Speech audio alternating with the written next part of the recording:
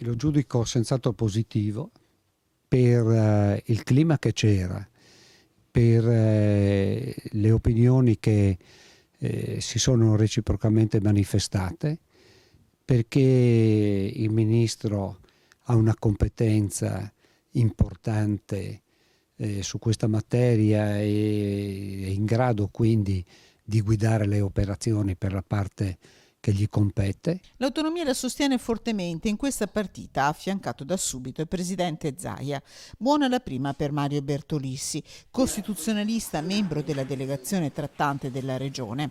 La bozza d'intesa consegnata nelle mani del ministro Boccia sgombra il campo da qualsiasi equivoco. Il percorso intrapreso rispetta la Costituzione e i suoi valori fondanti, diritto all'uguaglianza di tutti gli italiani compreso. Il problema della giustizia nell'ambito della nostra società è un imperativo categorico.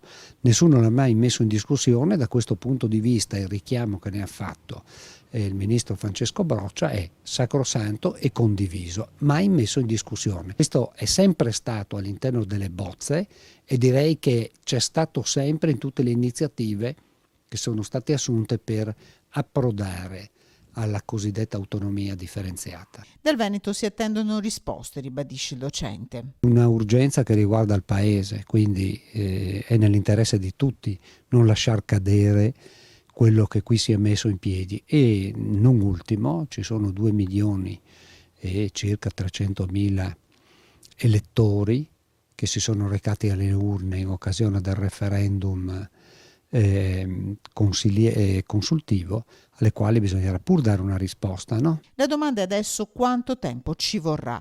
Correremo, ha detto ieri il ministro Boccia. Dal Veneto la richiesta è che si cammini con passo e concretezza. La partita dell'autonomia, il Veneto la gioca per tutta l'Italia. C'è il tassametro che va su perché il debito pubblico continua a crescere. Lei comprende che mettere a posto, riordinare la Repubblica vuol dire cercare di invertire la tendenza e soprattutto eliminando gli sprechi, perché qui noi stiamo parlando di sprechi enormi.